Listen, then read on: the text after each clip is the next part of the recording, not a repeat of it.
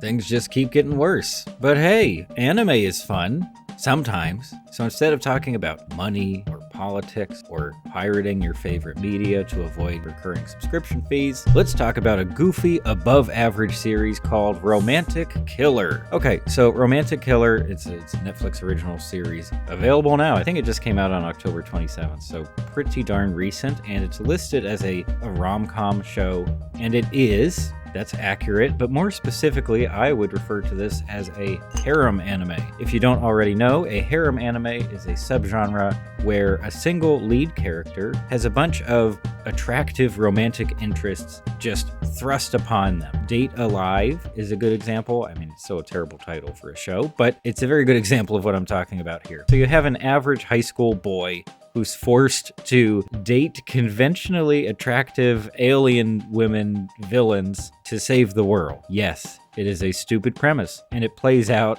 as one of the most shameless fan service shows I've ever seen. I'm not a huge fan of that one. So, when it became clear in the very first episode that Romantic Killer would also end up being a harem anime or something close to it, I didn't really expect it to be that good because of the association with that subgenre. However, after watching the show, it turns out that I was kind of right and also kind of wrong. First, the premise. A girl named Anzu doesn't want to date. She spends her time playing video games, eating chocolate, and hanging out with her cat because she's just not like other girls. You don't get it. But as part of an initiative on behalf of the Japanese government, I guess, a wizard that looks like a potato shows up to take away all the things that she loves and turn Anzu's life into what is basically a dating sim. And then once all this is established, you pretty much know what to expect from the series. Our lead character is going to be surrounded by conventionally attractive characters, and she probably won't actually get with any of them for any extended period of time because the protagonist's real job in a show like this is to serve as a proxy for the viewer. Thankfully, in this case, Anzu actually has a personality, and she sort of feels believable. But does that mean that the show as a whole feels believable? Of course not. It's goofy, it's light, it's even self-aware to a fault, which I'll talk about soon. But is it a bad show? No, it's not, especially if you happen to be in the mood for easy escapism. Alright, so harem anime, or really any piece of media that really focuses hard on like the early stages of a romantic relationship or just surface level qualities, they're very purpose built. Do you know what I mean? Like they're supposed to deliver back-to-back loin-tingly moments. And from there, they might also fill out their runtimes with hollow bits of story that don't really feel like the focus. With that in mind, Romantic Killer isn't really all that different.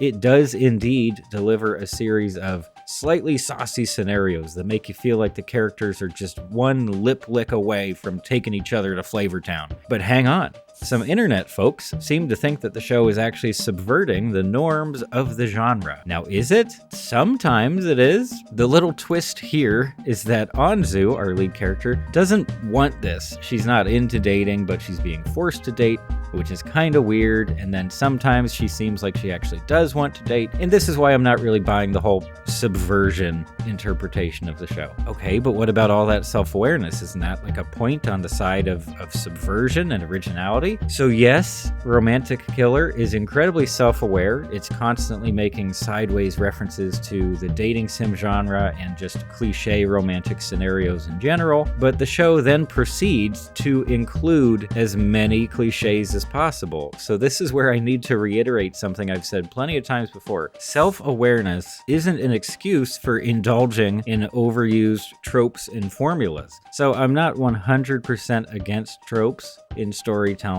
but it does feel weird when a show or a movie tries to point out how corny this or that is before embracing those elements as part of the story. Also, the show's writers here have a trick up their sleeve that lets them introduce whatever they want at any time.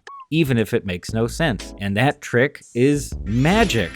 So we have a literal shape-shifting wizard here, which means that anything can happen, and it doesn't need to be logical or organic because it's magic. In fact, this leads to one of the laziest character introductions I think I've ever seen, certainly one of the laziest ones I can remember. So it's time for another romantic interest to be introduced into the show. Just all of a sudden, a new guy shows up out of nowhere, and he just says that he's a childhood friend, even though Anzu's, I guess, never heard of him or forgotten about him or something. But there's magic behind the scenes, so I guess this guy just exists now, or if he did already exist, he's just here. The weeks and months leading up to this moment were changed in his memory or something.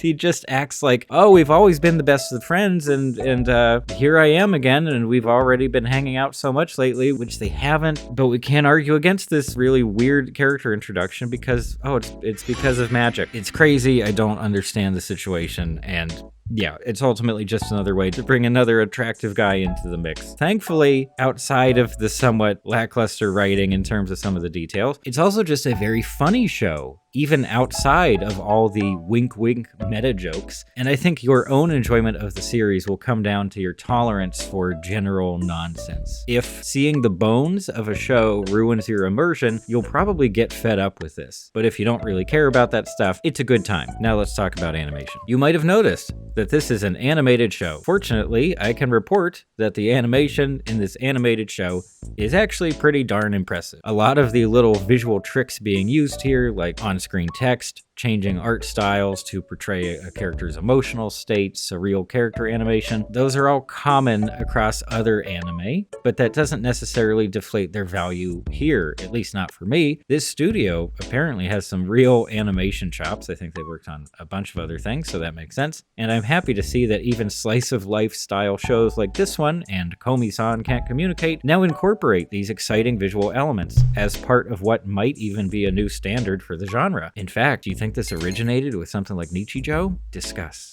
Romantic Killer has all the energy you could want. Utility prices be damned. The downside is that the tone and the pacing tend to feel almost frantic, especially towards the beginning, which some folks might not be into. The visuals work well with the show's sense of humor, and that combination makes the show consistently fun to watch. And honestly, if there's anything holding the show back, it's the genre that it happens to belong to. So I do understand the appeal of a titillating show without much substance. And if that's your favorite thing to watch, cool. But when one of these shows continues on for an extended period of time, which this one hasn't yet, but we'll see, it can start to feel thin, like rubber stretched across too much bed. Going back to Date Alive, it's really awkward when the series transitions from one romantic interest to the next, because when a character is brand new to the show, they come across as mysterious and alluring, and they have a new look compared to the other characters, which adds some variety to the mix. But of course, our protagonist will eventually get to know that new character better, and the character just sort of fades into the background because then there's going to be another new girl on the block who needs to get all the attention. When this starts happening over and over,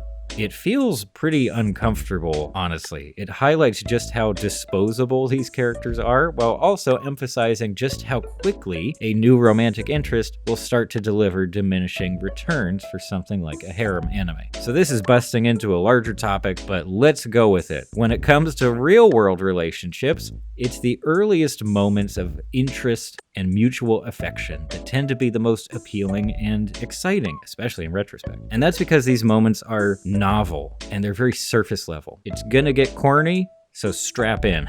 Even old people like me can easily remember those really exciting early moments of past relationships. There's the moment when you find out someone else is interested in you. Oh, someone sees value in me? Someone wants to spend time with me? That feels pretty good. Then there's the moment when you hold someone's hand for the first time. Jesus Christ, what am I doing? There's also the first time you both spend an evening together.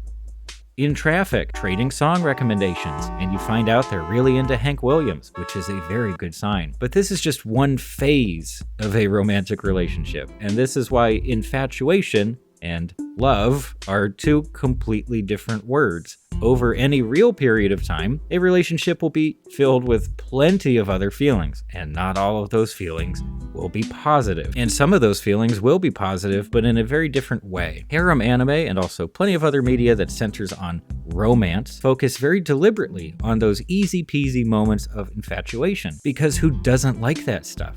The fleeting, fluttery moments of a relationship on the edge of becoming are simple, appealing, and completely non-threatening. Well, I hope you're very happy, and I hope she knows you only like the beginnings of things. And I mention all of this stuff because shows like Date Alive and Romantic Killer are built on this stuff. And this is why these shows can feel limiting. And yes, even after just one season, Romantic Killer is kind of starting to feel hollow to me, despite the self-awareness and despite the sheer entertainment value it's been able to deliver. Now, this doesn't mean that the show won't change or that it won't feel more substantial later on, but we just don't know if that's going to happen yet. We only have 12 episodes to go off of. We're just going to have to wait and see. And without getting into spoilers, there are a few clues that seem to imply that the show might be heading into some kind of interesting territory in season 2, if it does get a season 2, where characters actually get to feel more like characters, more fleshed out, rather than just two-dimensional sources of surface-level joy and drama. For now, it's a fun little show, but don't expect too much more than that. And that brings us to the end. Thank you so much for watching the whole thing. I wish I had some other fun little quip here.